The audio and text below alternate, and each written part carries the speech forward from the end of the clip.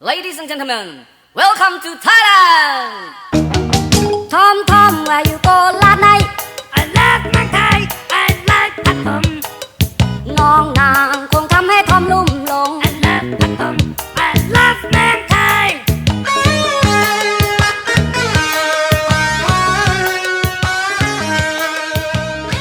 So, let me just get this shit opened I think up. my door is locked and everything, so I think we're okay. Cool. Got to be humiliating if someone was to walk in. Oh, well, in the middle of my podcast. I'm doing a podcast. Like, oh shit! Bro, I'm what's it podcasting in here. about? Bro, do you not see? All right. Should I do the intro then? Yeah, go for it. Okay. Talk about how, make sure you mention it's like the boys are back. It's just the two of us again. Yeah. Okay. A classic adventure, Bill and Ted style. So, hello everybody. It's me, Bill, and I'm joined by my dear friend Ted, Comrade Ted. And Ted we K? are riding solo. We're riding solo, feeling like a star. You can't stop my shine, Jason Derulo. Today. It's just the two of us, and We can make it if we try. Yeah, we can make it if we try. Samai or Ted, because whatever your name is, how do you do? People already think that I am like a Ted stan. That is an issue. Yeah, because you've been posting like Unabomber memes on your Facebook They for are the past funny. week. Listen, just because I posted Unabomber memes and Princess Mononoke memes doesn't mean I'm an anarcho-primitivist. And those two things do not coincide with one another ideologically. Yes, they do. Have you not seen Princess Mononoke? No. Of course, I've seen Princess Mononoke. I've seen it several times. It's the same thing. It's the same thing as industrial society. Embrace Bookshin. No, I know. I'm not saying that, I don't even think Princess Mononoke is a good example of, like environmentalism and that kind of stuff. Obviously, because there are spooks. Okay, we're getting off track here. You suck. So, Samai, Yes. what are we talking about today? I will tell you. In this episode, we're going to really try and synthesize and dig into two topics, which I see as being crucial to understanding Thailand. And we've kind of referenced these a number of times, but we've never really gotten our nails under the skin and dug into them. And that's Thai anti-stateness and perhaps more importantly, auto-colonialism, which is the interpretation of Thailand as an imperialist settler colonial state, which I think will sound a little bit weird to a lot of our listeners, particularly the Farang. But I think once you kind of understand it, and if you would join me in accepting that premise, it is a key that opens the door to a much deeper understanding of the country, wouldn't you say, Samai? Yeah, I agree that like these kinds of words, they carry certain meanings in society because we live in one. And when you think of colonialism, well, you think of the British Empire, you think of the East Indian Trading Company, all these kinds of things associated with European colonialism. But you have to remember, these ideas are ideas, and these processes are ideas, and they can be spread just like ideology. And so the systems, they exist in other places, but they take on different formations. So colonialism or imperialism as a whole, in different levels, is another term for things like oppression, genocide, cultural cleansing, that kind of thing. Ethnocide, yeah. It's not just white boy shit. Yeah. So basically, I think how girl bosses say that girls can do like capitalist shit too. What we're saying is that Asians can do imperialism as well. Damn right. So I think we need to define what settler colonialism is, right? So I got the Wikipedia definition, which is settler colonialism is a form of colonialism that seeks to replace the original population of the colonized territory with a new society of settlers. As with all forms of colonialism, it is based on outside domination, typically organized or supported by an imperial authority. That sound about right? That is how I would understand settler colonialism, I guess. And I would hope there are bells ringing in Thailand already in that bit of your brain. But as you know, we, like Samai was saying, we should probably just mention some notable examples of settler colonial states. So you got your classics, your USA that tidily fits that definition. You've got your Australia, your Rhodesia, if you want to be a bit more hipster with it. There are some non-Western examples. Obviously, Japanese colonialism, like Japanese-controlled Taiwan, is a good example. And even Taiwan today, many would argue that that's a settler colonial society. Certainly, I would argue such a thing. Also, Turkey's invasion of Cyprus in the 70s. There are countless examples, right? Big one, big one. Talk about the big one. Go ahead. What's your big one? The big one is the Zionist state. The non-existent state of Israel, which does not exist. The democracy the only democracy that exists in the Middle East. That's the one. Aside from Rojava. But what we're talking about today is auto-colonialism. And Samai, could you help us define auto-colonialism? When we first when Gabriel and I first talked about this concept, auto-colonialism, for an article which we did put in Dindang, called Thai Imperialism and Colonization. Go read it. We were thinking about, well, what do we call this process of imperialism / colonialism onto itself?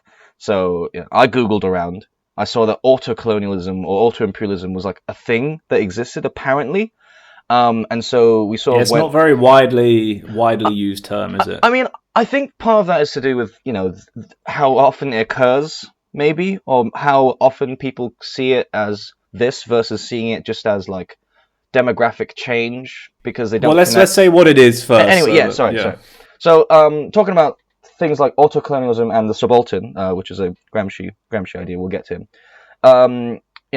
In post-colonial studies and critical theory sometimes, Gramsci coins this term, which is subaltern, the subaltern, and that designates the colonial populations who are socially, politically, and geographically outside the hierarchy of power of a colony and of the empire's homeland. So the subaltern people in Thailand could be various ethnic groups that were not part of the original centralized sedentary river state. If you read things like James Scott. And so what happens then is this, from the central state, imperial core, if you will, there is a movement to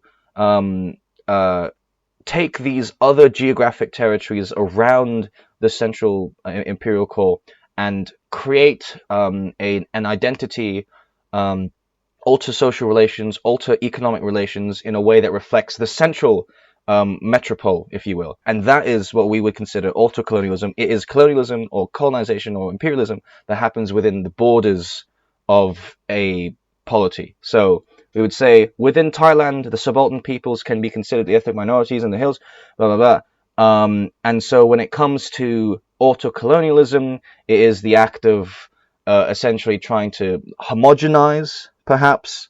I like the word, Scott uses the word capture. Capture, that is, yeah. To capture these populations as part of this central group. Yeah, and the point is to make them useful, to make them productive for the imperial core, which in the Thai context would be the central Paklang, central Thailand. So, of course, like for auto-colonialism, there are countless examples dating back a millennia. Like you could have forms of auto-colonialism even take place in the UK with the Anglicisation of the Welsh, the Cornish, the Scottish, of course, Ireland. And like Samai was saying, the point of all this is to create this hegemony of peoples under this central control. And of course, like I said, this happens. I mean, you could say this happens in almost every country in the world. So I don't want to seem like we're singling out Thailand too much here. But I think the difference with Thailand is quite important. And it is that, number one, this kind of auto-colonialism is not always necessarily settler colonialism. And in Thailand, it most certainly is. And number two, Thailand's settler auto-colonialism is still very much ongoing to this day. Whereas a lot of other places have embraced pluralism and accepted or even celebrated diversity, whereas Thailand is still really pushing for this hegemony. Not to steal your thunder, but when you say hegemony, do you mean homogeneity? I don't think so. I think I mean hegemony. Like a hegemon type situation. Yeah, Oh, okay. that makes sense, no? No, that does make sense, but I think it does at least. Anyway, sorry. Speaking of Gramsci, right? Speaking of Gramsci, because you mentioned hegemony now. Well, that's why I said hegemony, because we're doing Gramsci stuff. Because we're basically doing Gramsci stuff. So to start really digging into this, and we're drawing on 3 articles, which are all on dindang.com, written by both Samai and myself. One is Thai Imperialism and Colonization. The other is State Racism in Thailand, Capitalism, China and Ultranationalism. And also Nationalism and Anti-Statehood in Thailand. Read them all and read them many times. So those are the 3 articles we're kind of drawing from. I'll put links in the description. And I just wanted to cite an example from the article which gives a good image of what we're trying to get at here. So I'm just going to quote right now. So it reads, "Far from Bangkok, in a village deep in the northern hills, sitting with a friend, she tells me frankly, we are not Thai, and we try not to be Thai. Sometimes I find myself talking to my family in Thai, and I think, no, try to be Lisu. This friend is a member of one of Thailand's myriads of ethnic minorities, in this case, the Lisu. The Lisu people can be found spread across Thailand's northern hills, deep into northeastern Burma and southern China. They are a stateless people with their own language, culture, religion, and practices completely distinct from any of the nation states that envelop them. Down the road from us, in the Lisu village, sits the local government office. Built just 20 years ago, it marked the first formal governing presence in the lives of the local people in this community.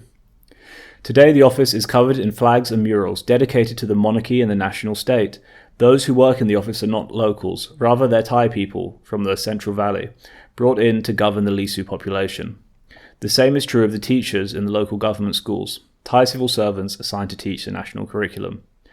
There's also been a concerted effort on building Buddhist temples in these more remote areas, which serve to supplement and eventually replace the animist spiritual beliefs held and practiced by the local people." So, just to use the Lisu people as our kind of entryway into understanding Thai colonialism, I also want to point out that often they don't legally own the land they live on. So according to the Thai state, anyway, they don't legally own it. And so there are often evictions, and the land is given to or sold to Thai-owned businesses, farmers, settlers, what have you. And this doesn't just happen to the Lisu, it's a common practice against lots of indigenous non-Thai groups across Thailand. So I hope that kind of... What do you think, Samai? Did that paint a nice little picture of what we're talking about? A nice here? Picture, yes. I feel nice. very warm and fuzzy inside when I hear about... Well, I hope not. It's a bit depressing. No, I know. So I think we really need to examine... That's kind of the state of play today. That article was written about 2 years ago. So, or maybe, less than that. So I think we need to learn how we got here. How did we get here? Well, how did we get clearly, here? Well, the way in which where we does it understand always what we fucking have, start? the way we understand what we have is by understanding what we didn't have. And what I'm talking about, obviously, is European imperialism and colonization. Now, so whether or not you want to argue about Thailand's status as a European colonized nation or not, that is aside. The main can we quickly say, like, I just want to argue that a little bit. So the JIT thesis is Thailand was semi-colonial, right? Yeah. So how would you argue that? Well, okay. So I'm still in the process, and I mean this genuinely, of reading more about the argument for semi-coloniality. And I think part of barring the actual analysis, if we look at the sources of this analysis, we have to understand JIT's analysis was very much on par with the CP's analysis. Right? The CPT had the same analysis. The reason CPT had that analysis is because they're all Maoists. When I mean Maoists, I don't mean they're all Gonzalo, MLM PM type situations. What I mean is that they came out of the Chinese cadres. They came from China. They were part of the revolution in China, and so they took on the analyses of China and they brought them to Thailand. Whether or not these analyses were valid or accurate or helpful, that is still being thought about in my brain, at least. However, I will So say... what you're saying is that, these people saw everything as being kind of colonial. Yeah, something like that. But at the same time, I do think that the same way like China was imperializing the whole Hong Kong Macau situation, like the port city settlement colony type situations. That definitely, I agree, was something that for occurred. China, yeah, but talking about Siam is I'm quite talking different. about in Siam. I think that happened, and I think that was definitely with the Bering Treaty. That basically happened. Yeah. So semi-colonial, but not that much colonial. But that will translate into the point that needs to be brought up. Go for it. Okay, so essentially, right.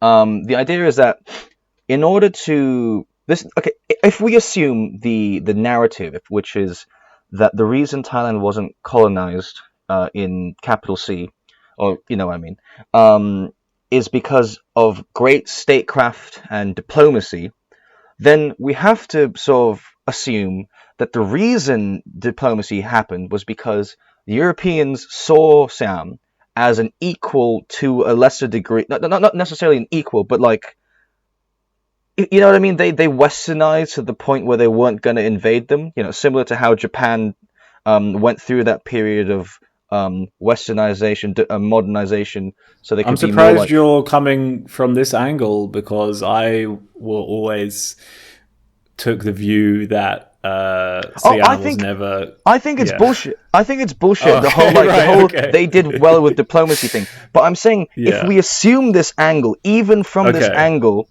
the reasons we can sort of come to conclude is that then the Thai state will have to take on a Western character, right? Sure. What is an element of the Western nation state? Well, it's this idea of a national identity.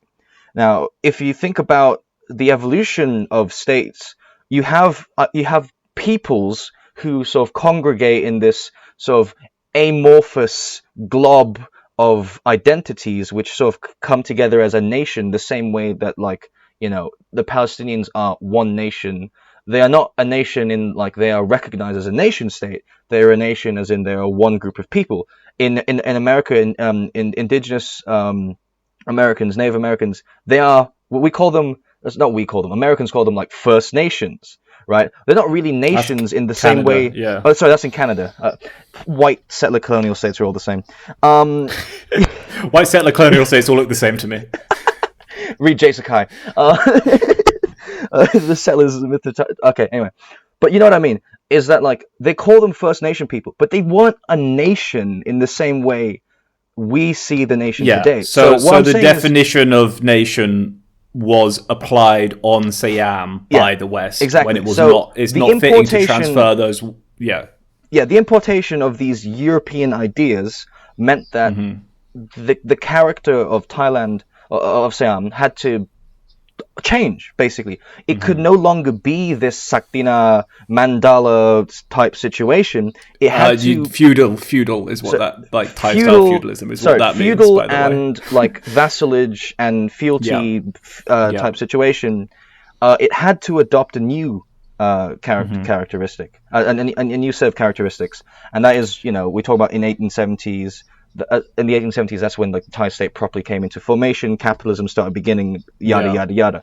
And anyway, how does this relate to the auto-imperialism? Well, I would say that it relates to the auto-imperialism in the sense of that building of that national identity, the national identity which we'll come to see more in the 30s at least, because we talk about Pibun Songkram. No, 30s or was it 40s? Anyway, we talk about 30s. We talk about Pibun Songkram, and how Thaification and the cultural mandates really drove home this agenda of building the Thai national identity. And I do not necessarily think that, for the most part, the importation of central Thai ideas to the rest of Thailand, or Siam at the time, was necessarily economic. However, I will probably, I do probably agree that that there were economic benefits by getting these parts of the country to sort of basically bear the shoulder the burden of the development of the central state, if you see what I mean. The same way French Algeria funded France. No, you lost me, mate. No, like, so, you just turn these various places into like productive zones. Okay. Oh, yeah, I see what. Yeah, okay. Sure. So because you've now introduced because these people are living in their equivalent of the wherever they were living in during feudal Siamese times, right? Now you've introduced basically capitalism and nation states to them. They become proletarianized. Right? They're no longer like peasants and serfs. They're still peasants, but now they're also the proletariat. So you introduce new social relations as you expand and that kind of thing. So yeah, there is going to be that economic benefit to the central imperial core by spreading this new social relation and new economic relations, yada yada, more esoteric stuff. Yeah. So I think, I don't know, for me, I would kind of, like you said, I would trace this back to the concept of a European state, definition of a European state being applied onto Siam. So this was a treaty of 1905, right? I think and then 1912, with the British and the French, which basically left Siam as a buffer zone between British and French colonies, and that basically defined Siam's borders without much regard to who was actually living in that border region. And we're going to get into some of the groups who were living there in a moment. But then, of course, so then we have this definition of a state imposed on Thailand, on Siam. And then we have, of course, 1932 come along, and we have Pibun and Eurofascism. So I don't know how many week in, week out we have to fucking do this, but Pibun, I'll just do the bullet points. Pibun, fascist, had a picture of Mussolini, did a coup, took over Thailand, wanted to transform it into a European-style fascist state, was successful in doing that for some time. He did the Thaification program, which maybe we will go into more detail on this episode, because I think it's very relevant. Yeah. So the 12 core cultural mandates were imposed on Siam, or had it changed its name to Thailand at that point? I think so. Right? Well, we had 1 year where it was like it changed back, and then it changed back after that. Let's just call it Thailand from now on. Yeah, I think we're at the point in history we can call it Thailand. Yeah, and so even the name change to Thailand says quite a lot, because when you say Thailand, it means the land of the Thais, and the Thais are those people we described before who live in that central Paklang, central Thai, river valley, rice farming people. So that already is quite exclusionary, right? If you say this is the land of the Thais, well, what about the massive Lao population, the Jawi Malay population? All of the many people who live in the hills, those populations, it's intentionally exclusionary. And this is Eurofascism. So we've got these 12 core precepts, and I think at the time they were introduced, it was mostly just to try and codify what being Thai was and expand that. So I don't actually have any of the precepts in front of me. Do you remember what any of them were, Samai? I broke them all down in that article. Can you pull that up? Just pull up the main ones. Yeah, you got it. Okay, so I listed all the important ones. Yes, I'm a genius. Mandate 1: the country, people, and nationality are to be called Thai. So it's like, forget about the whole idea of Northern Thai, Southern Thais. Even that, when you say Northern Thai, that has a lot of implications, right? Because Northern Thai people call themselves Khon Mueang, not Northern Thai people. And that's the thing. He wanted people to like all associate with the idea of Thai. However, the idea of what is Thai comes from the central Thais. So then now you're trying to get this central identity everywhere else. And that comes to sort of help with Mandate 3, which states that the citizens of Thailand will use the name Thai to refer to all Thai people without subdividing them. Again, that's a Thaification, that's the standardization of being Thai. Mandate 9 is a long mandate, but the main points are Thai people must extol, honor, and respect the Thai language and must feel honored to speak it, as well as teach, albeit in a rather condescending way and linguistically colonial way, Thai to those who do not speak it. So if you don't speak Thai, well, I'm going to teach you. Congratulations. Well, also it was made illegal to teach in schools other languages. You weren't allowed to teach in Khmer or Lao or Jawi or something like that. Doesn't that, I think that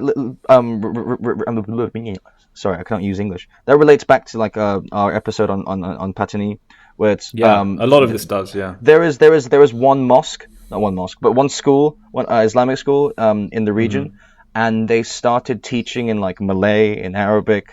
They started Jawi, I'm not familiar with the specific linguistic groups. I apologize. It's probably my central Thai bias. Terrible. Yeah. Anyway, Mandate 10. Second part, Mandate 9. Thai people must consider place of birth, residence, or regional accent as a marker of division. Sorry, must not consider these things as a marker of division. Thai people must forget your pasa. I was going to say, forget your Pasaratpuri or your Kanchanapuri or anything like that. No, you're not allowed to do that anymore. You're not allowed to have an accent. All these different dialects, all these different accents, not a thing. You must speak the central Thai. And for some of the Farang listeners, I just want to kind of point out how varied, even today, surviving Thaification, there are so many dialects / languages in Thailand, even in the Central Plains. It's very, very, very. If you know varied. the right person in like the wet market, and you ask them how much, and they're like Saubat, and like, oh, okay, gotcha. Here's the 20. That's the easy stuff, mate. Oh, you're on level 1. No, I'm just using it as an example for our Farangs. Okay. Although I once did actually get to. Yeah. Okay, go on. Because there are going to be like Central Thai people who don't understand what that means.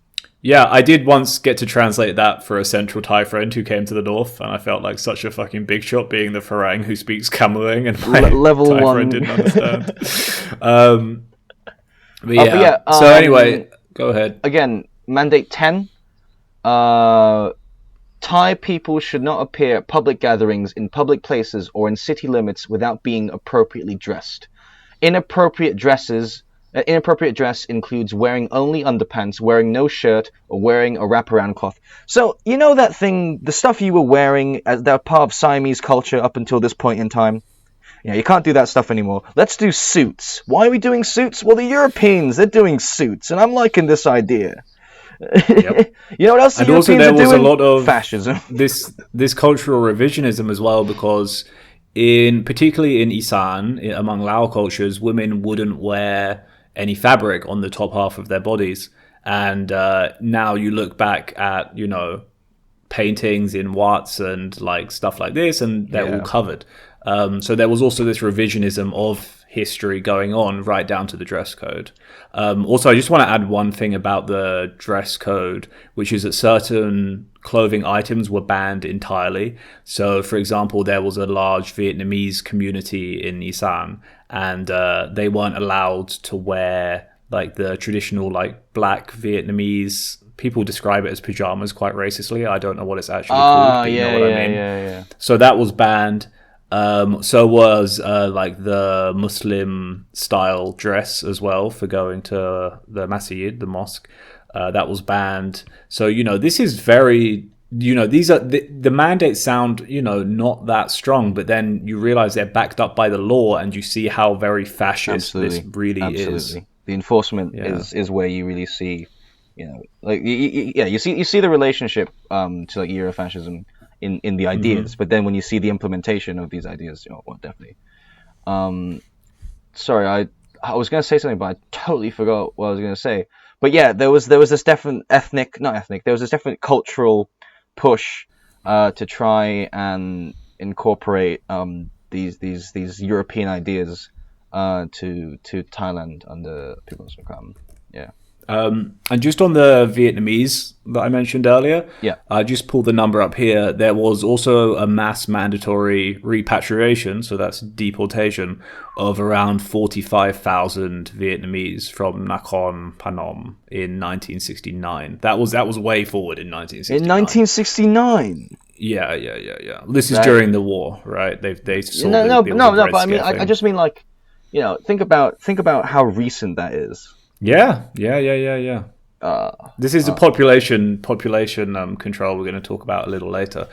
Yes, of course. So then we've got these cultural mandates, and even if they are not enforced today, and even if they weren't enforced for that long, they definitely retained a very important place in the Thai state and the way Central Thai-ness was defined and then expanded upon.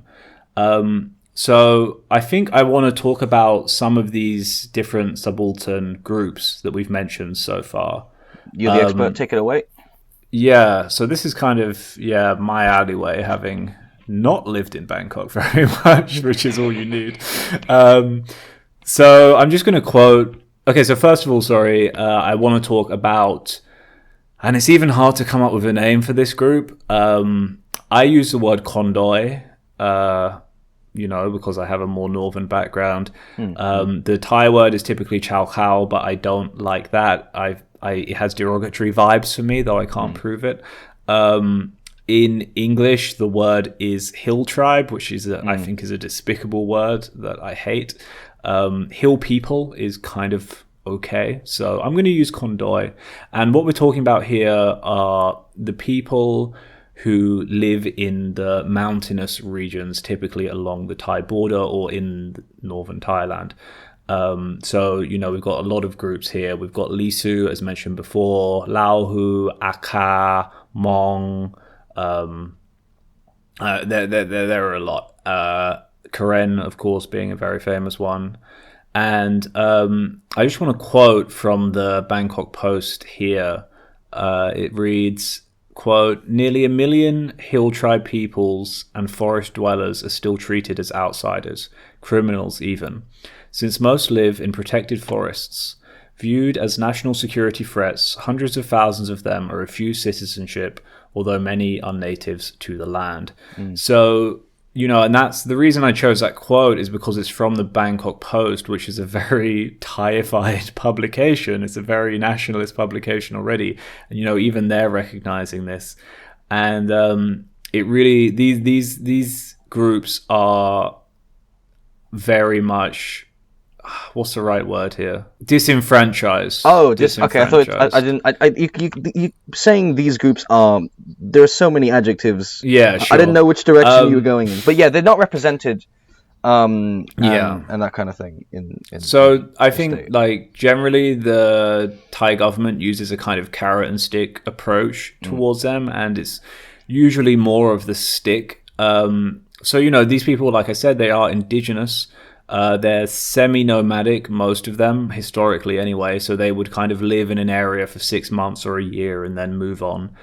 And so the Thai government, they don't know what to do with them. They're not productive citizens. They don't contribute to the imperial core because, in my opinion anyway, they are too free. And this is a problem for the Thai government. So what do? Well... a lot of the time, they just make their lives unbearable. They make their lives a living hell.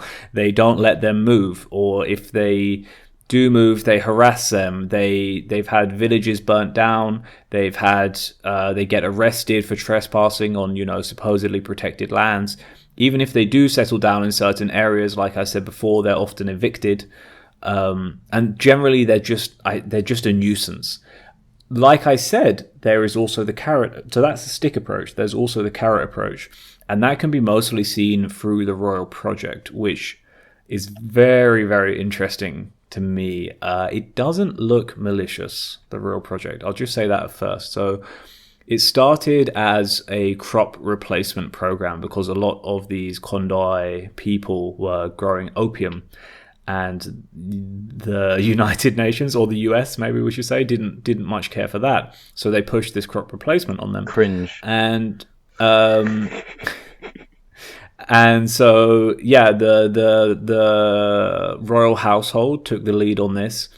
And they, these are the hills up north where it's a lot cooler. So they said, okay, here's a good opportunity to grow farang, foreign-style vegetables, which we can sell for a high price in Bangkok in the Central Plains. And it's a good business opportunity. And okay, sure, that sounds fine, right?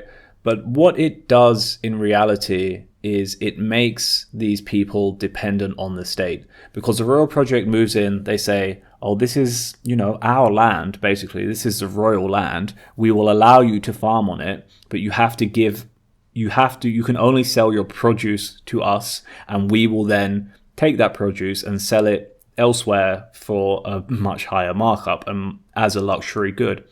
So what it essentially does is it brings these Kondoi people into the country, but very much on these Thai terms. It's literally just to make them productive citizens, right? Which is what we were talking about earlier. Yeah, I think I've got 3 points. Go for it.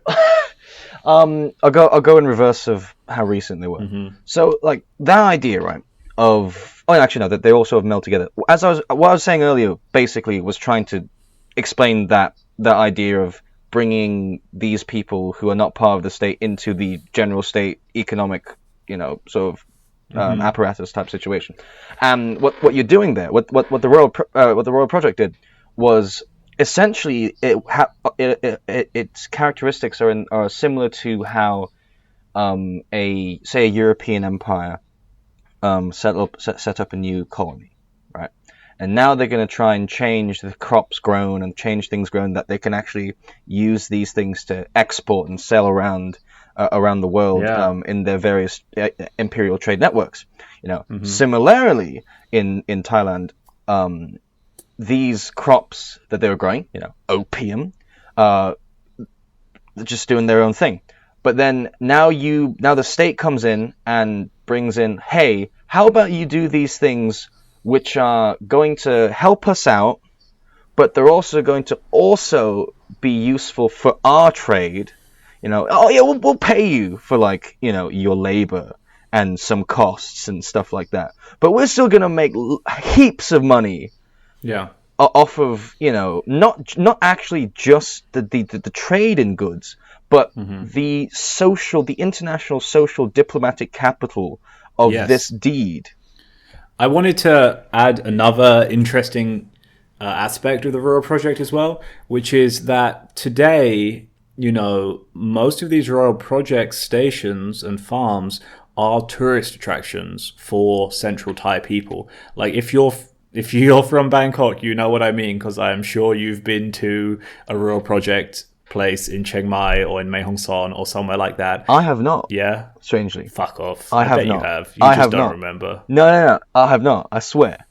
I don't believe you. The closest I've been... Okay, go on. Yeah.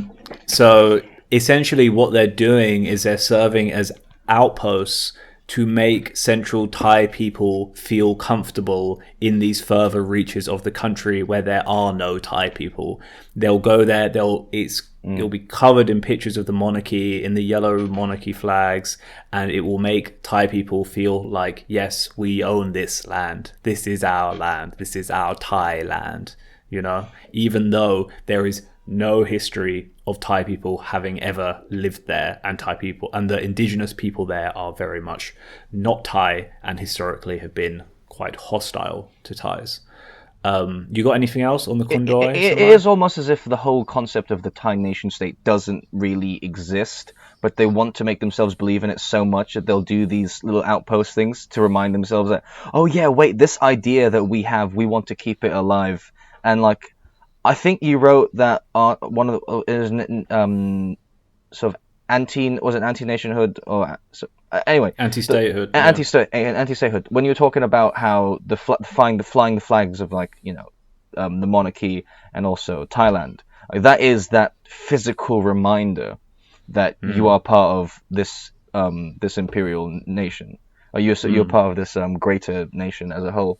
But yeah, it is that sort of reconciliation, not reconciliation, but that attempt by the state apparatus to reconcile with the fact that they don't actually give themselves legitimacy by virtue of existence. They don't actually exist. They have to justify themselves to the people they're trying to be in charge of by creating more constructs to reinforce belief in themselves, if that makes sense. They create their own mandate.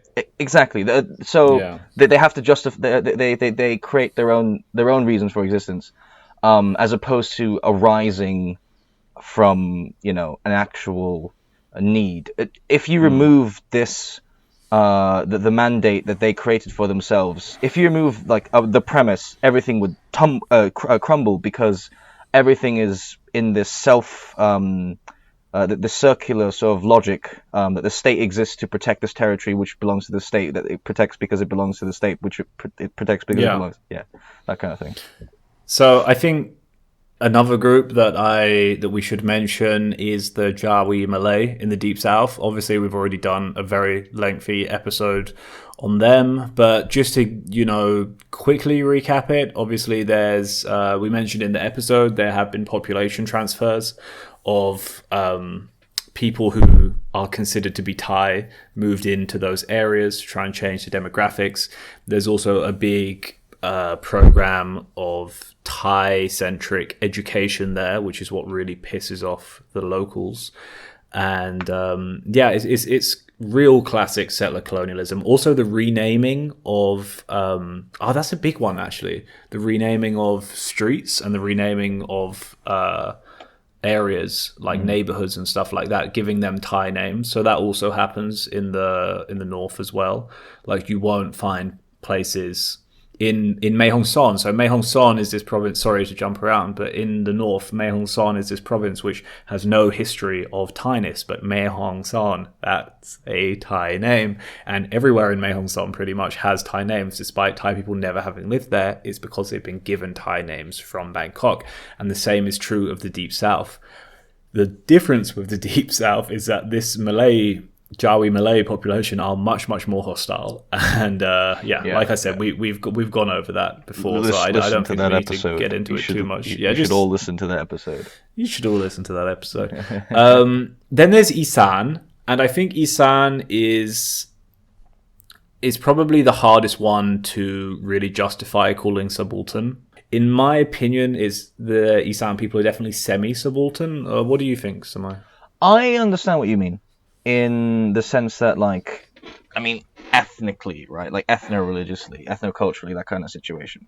They have a lot more relation to central ties. Yeah, there's a lot of commonality. Yeah, than, these other groups that you've been speaking about do. Yeah. I agree in that sense.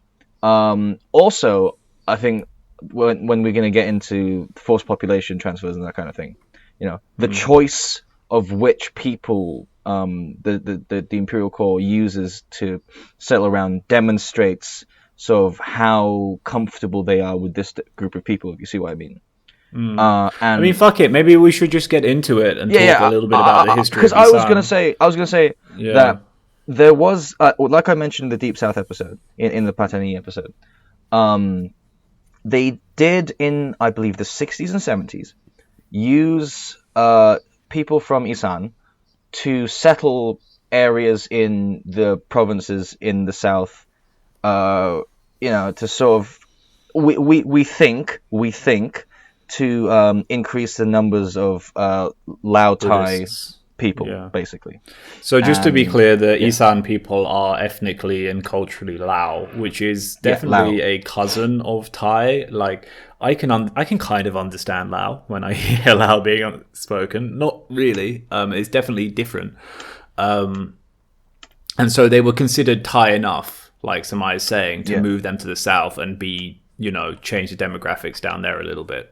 This wasn't a mass transfer though. Yeah, this was. I've only seen like a couple, one or two references to this. So again, but that does, those It trends. shows how the Thai state sees Isan as. Yeah. Having said that, if we go a bit further back to the founding of Isan, I think it also, the founding of modern Isan anyway, it kind of tells us a lot because, Isan basically became what it was, which is, so it's this huge area in the northeast of the country, almost entirely flatlands and very bad quality for farming. And it was almost uninhabited because it was such poor quality land. However, I don't remember which king it was. It may have been Mongkut. I might have that wrong. One of the Thai kings of the Chakri dynasty. Basically, there was a rebellion in Laos because Laos was a protectorate of Siam. And so the Lao army marched down towards Bangkok and they were fought back all the way to Vientiane, Vientiane.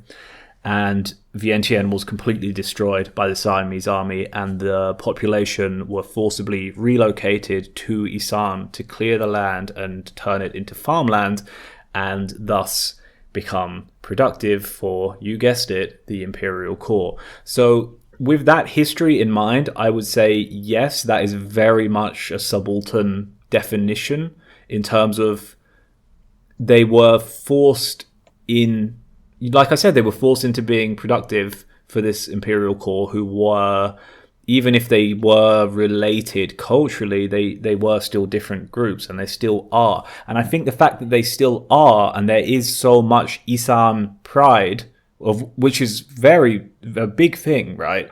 People from Isan are proud to be from Isan. I think that kind of that distinction and the fact that it still remains to this day, I think goes some way to classifying them as at least part subaltern. I would and agree. It also is a great example of Thailand as a settler colonial state. I mean, massive forced population transfer, land clearing, and what have you. You got anything else on Isan, or should I move on? I would agree with that analysis. Okay. I would also hasten to ask, what color was that soil in Isan? What color was that soil? Din na. Yeah, what didn't see ว่าดินมันแดงนะ ดินแดง Oh, จริงเหรอ Didn't see Okay. Yeah. So, we actually got it from that song, the Jit Pumisak song by Karawan. Really? Yeah, because he talks about the Din Dang, about the blood. And, That's pretty epic. Yeah, that's cool, right? Anyway, bit off topic. So, Has to be the next one group. of our episodes. The next group I want to talk about are very tiny but very fascinating, and that's Mani.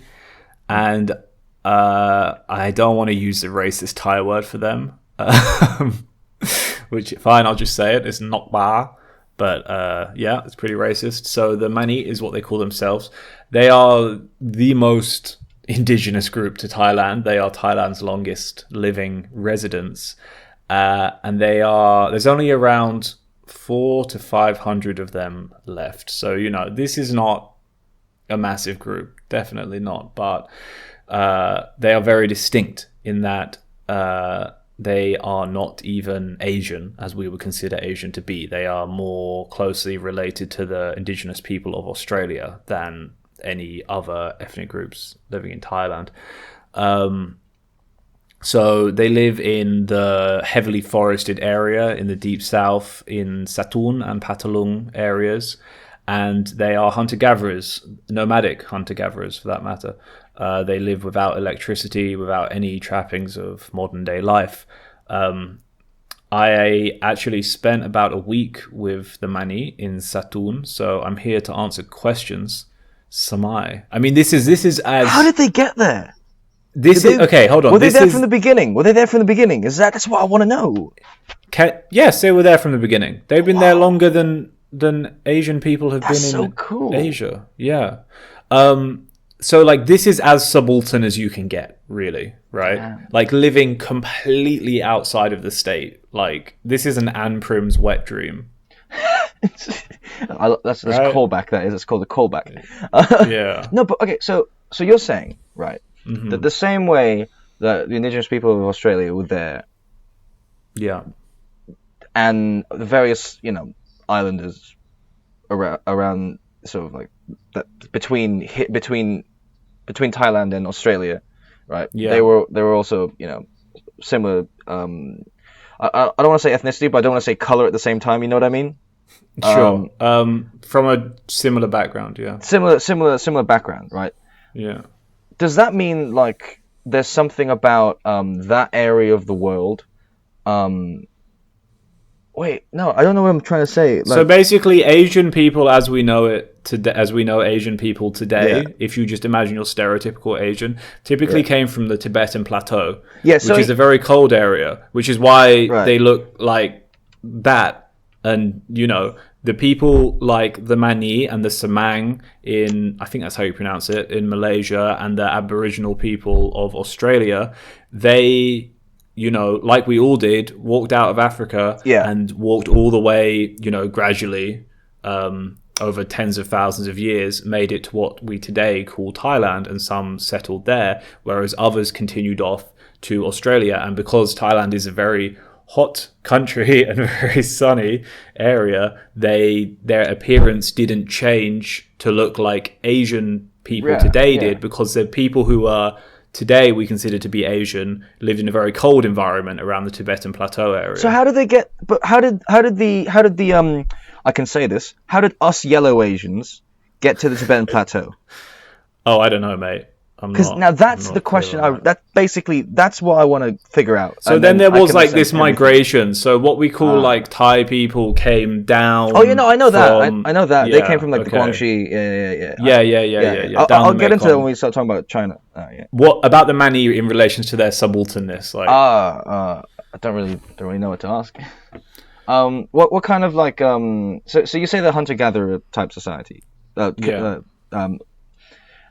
What sort of relationship do they have with like the Thai state in terms of actual Thai official representation? Like say a government official came to where they were living. What's that kind of relationship like? Yeah, it's very hostile. So the Mani's classic thing is that they run. You won't even see them. You might see their camp, but they won't be there.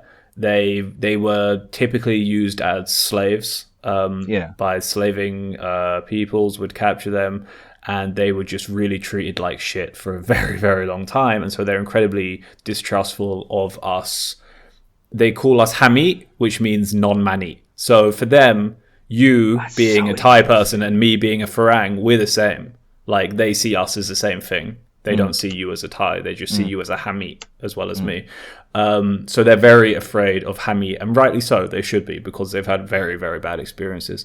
And the Thai state has tried to force them to settle down. The group I stayed with were forced into sedentary accommodation, and they just ran away.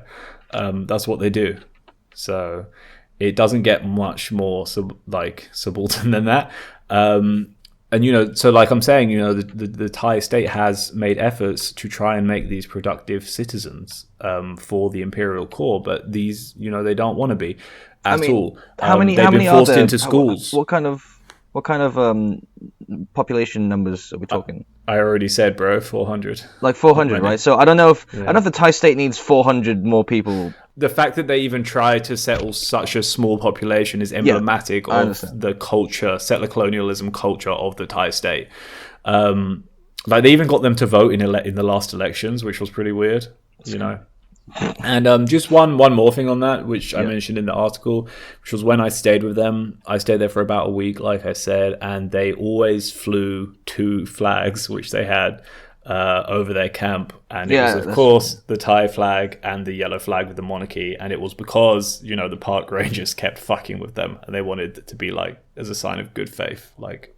And just one more thing is that the Mani, they don't have a concept of private property in their worldview, so they'll just no, right? So they'll just like wander onto a plantation and just take the fruit. I mean, they used to do that more so. Nowadays, they know they might get shot if they do that, but it does make a lot of trouble for them. But they're great. They're really, really cool people.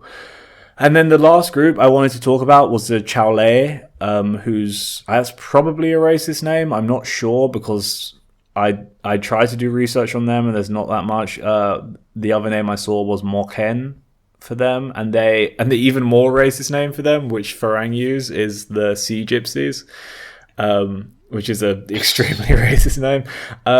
So yeah, obviously, again, you can kind of imagine that they live in the areas between Thailand and Burma on the open water, or they just go between fishing spots. And again, Thai government tries to get them IDs, tries to make them useful, and they resist. And when they resist, they get the stick. And the same goes for the Mani, actually. You know, like I said, they get the stick. So actually, you know, like most Mani that I met had been to jail before, which fucking sucks. Really? Damn. Imagine being a hunter-gatherer. No, I'm just saying, like, damn. Nomadic hunter-gatherer and then being locked in a jail cell. Like, how horrific that must be. To go from freedom to industrial society. So those are kind of that's our list of subaltern groups and how they're, you know, treated by the Thai state. There's obviously a lot more. And then there's also the curious case of the Chinese, who have been generally absorbed into the imperial core. And Samai, I know, well, you're the one that wrote the article about it, so... So I forgot that I managed to do that, but... So I'll preface this with saying, you know, if restrictions are okay and they're open, I would say visit the Thai Labour Museum in near Makassan Station, because they've got loads of things on display relating to the relationships between Thai people who are Chinese people and the Chinese people who came down and became labor and then became members of the national bourgeoisie. So the point here is that ethnic Thais, and I say that with TAI, the evidence demonstrates that they came from Guangxi, like the Guangxi area, modern day. Sorry, when Samai says ethnic Thais like that, he's also referring to TAI. It also that's what I said. To Lao, Thai. I know that. I think a lot of people might not know this. Shan people, Northern Thai people, what have you. Again, I don't particularly like these terms, Northern Thai, but the wider we have to use these terms because, you know, that's all we got. We don't have the vocabulary to be figure them out later. Imperialist enough. Damn, we really are Maoists. Anyway, they came down from what we would call today like the Guangxi area of like modern day China, and technically that means Thai people from the get-go, basically Chinese, right? Well, not Han, but yeah. Yeah, I know. It's a weird thing because if the state didn't exist and the Chinese state as a whole didn't exist, then they're not really Chinese. But what I mean is that later on in history, what happens is that there is another influx of Chinese immigrants to, I would say, all of Southeast Asia. But speaking of Thailand in particular, you know, these people would be used as labor. Corvée labor, slave labor. One of the terms that comes to mind is a C word. Not exactly slave labor, because you have to remember this was under the Saktina, the feudal system. Yes. So the difference between the Thais were considered to be slave laborers, whereas the Chinese were considered to be free to sell their labor, whereas the Thais weren't given a choice because they had a feudal overlord. So that's what kind of set the new Chinese immigrants apart from the Thai people. Apologies, you know, sort of, they still had to give themselves up, almost like for a wage. Sure. Sorry, that's what I meant to say. Yeah. But anyway, they started there, and then all of a sudden, over time, they won capitalism. They won the game that is the emergence of capitalism in Siam. And okay, can I explain how? No, I'm getting there. Okay. And what I mean by that is somehow they managed to, not all of them, not because they're not a monolithic group, but a large enough number of them, because their community was fairly close knit, because they all came together and they all faced the same sort of, they faced the same sort of relationships with, the Thai people who were there before them together. they tried to help each other up as an entire community, and they managed to get to the level of, like national bourgeoisie. I disagree with this narrative. Ah, Yes. okay.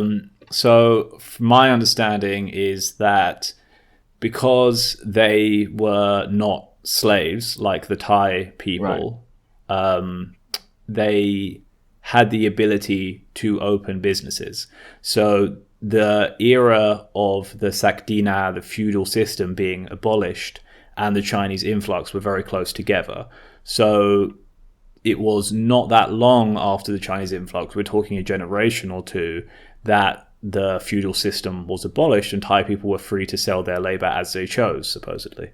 And so basically what happened is those ethnic Chinese were given a head start on being able to establish businesses and capital, and allowed them to become the bourgeoisie, because they then were allowed to hire Thai laborers to work for them, who had, pretty much no other option than to work for their previous feudal lord. So it's basically because they got this head start by a generation or two as compared to Thai people. And that really allowed, that's why like many Chinese today in Thailand families will have family businesses, usually quite large ones. And famously, they were referred to by King Chulalongkorn, or maybe it was Mongkut, I don't remember, as the Jews of Asia. No. It was Rama 6, was it wasn't not? it? It was... Oh, really? Kajati Prok? Was it, what year or what? I can't remember. Yeah, it was Rama 6, wasn't it? Or are we going to say, Jews of the Orient, Jews of the East?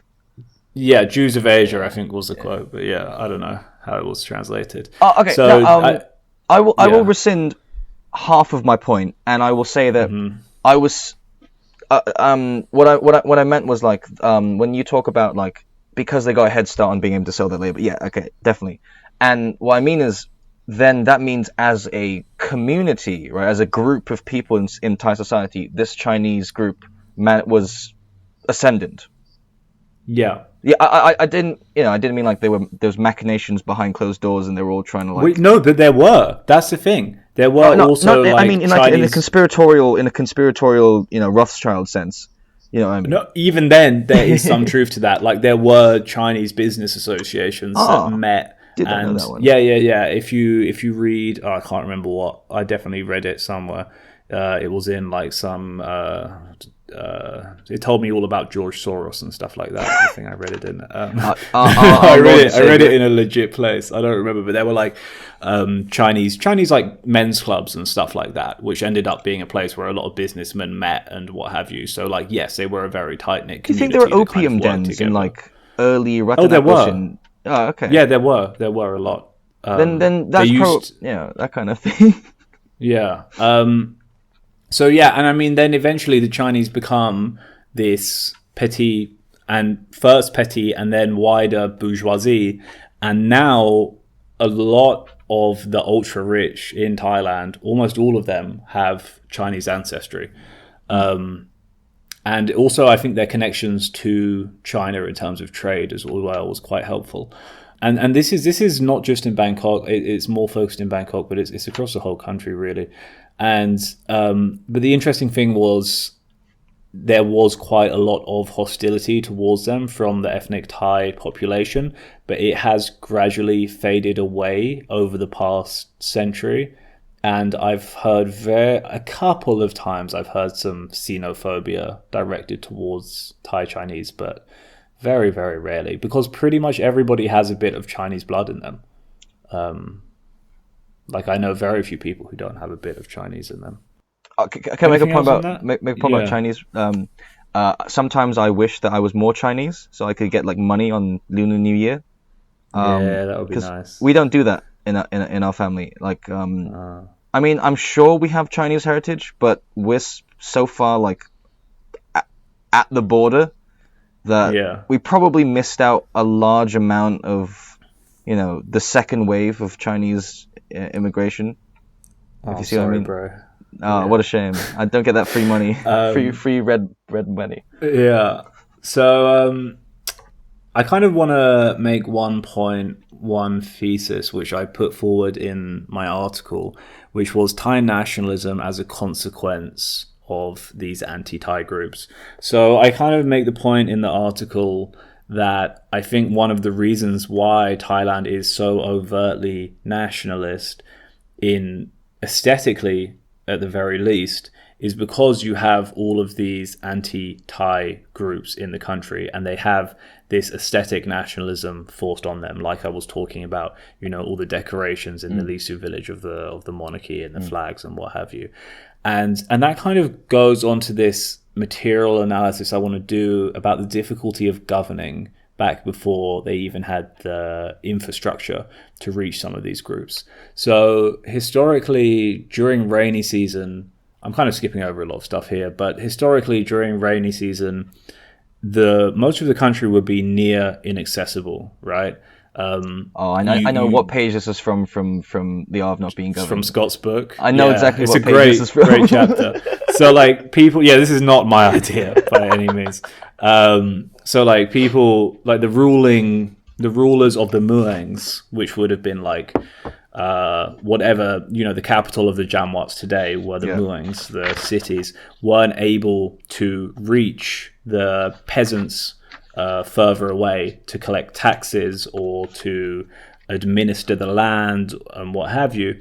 So these areas were basically left to self-govern, which ended up with people having their own local governing institutions, their own cultural traditions, because they were separated, and their own concept of identity, which was a far more localized identity than just Thai, which was, obviously what happened when Pibun came.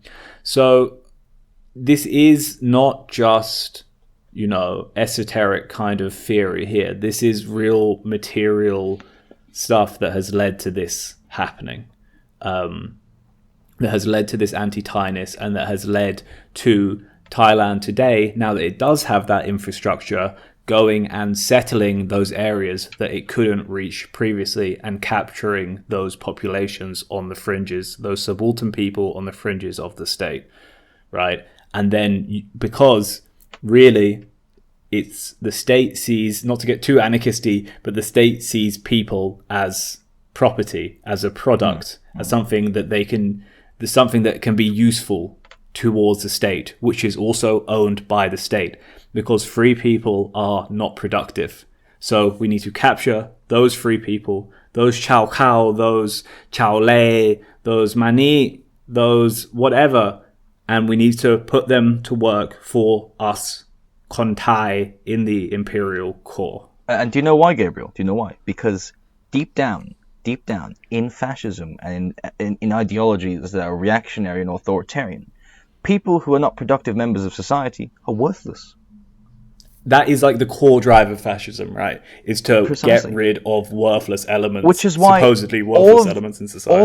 All of these pre-existing elements of Thai society, of Siamese nationhood, of nation statism, right? You could say, basically predate obviously they predate Pibun Songkhram, but they fit so well with some of the things that he thought.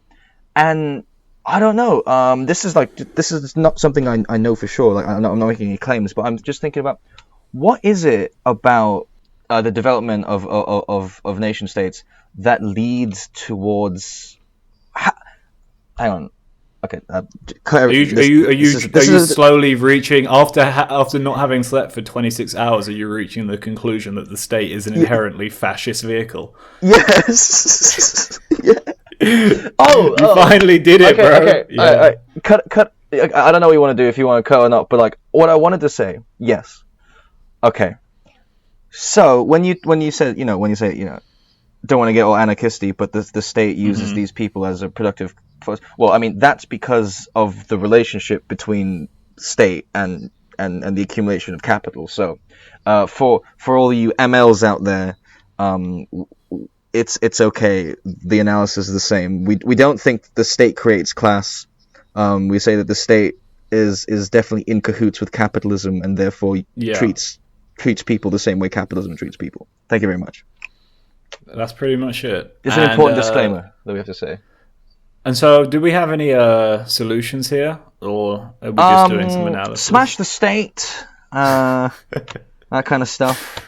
I would say that it's good that these people are being put to work for Pak Lang, Rakman Thai, Ragnai Luang, and happy to be here, man. I love Thailand. Thailand's I'm a proud patriot. Like we had in that episode. Let's stand for the national anthem. I think I'm gonna go and be a state school teacher in Pathani and teach history there. Yeah. Did I tell you that story? Oh no, this is unrelated. But yeah. The whole to sort of give it a bit of a concluding point instead of my rambling, right? I think that fundamentally there are a lot of different factors which you couldn't really control, which have created the Thai state as this deeply reactionary sort of entity, this polity, which manifests itself in nationalism and conservatism, traditionalism, capitalism, and all that kind of thing. And settler colonialism, precisely. And I think that to make a relevant point, it is stupidity of Chula liberals. And when I say Chula liberals, I'm not saying that people who go to Chula or work at Chula are liberals. What I mean is that kind of... We know what you mean by Chula liberals. Yeah. Okay, Chula liberals. They can't say to me with a straight face that what Thailand needs is fucking liberal democracy.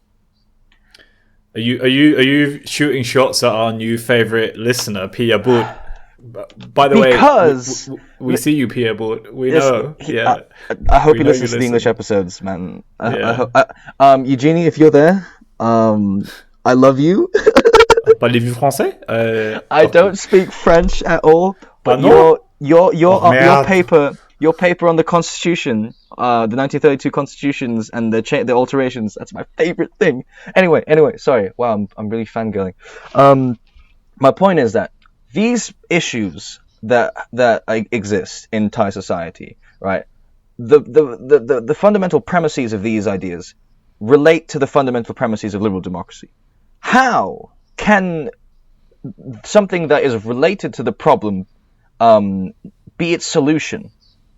Not in the whole unity of opposites relationship, but in the whole related to each other as in they came from each other. So all I'm saying is if you want to rectify this kind of auto-imperialism, not that you can ever take back any of the oppression, any of the exploitation, any of the pain and hurt, you can at least try and move towards a sort of a system of governance, right? That is humane, that is sustainable, and that is just provides some kind of fucking dignity, dude. Exactly. That's it. There's no one. We're not talking about building a grand utopia. We just want to be able to live and to have other people live in a way where they are not, in fear of their lives for just doing what they want to do.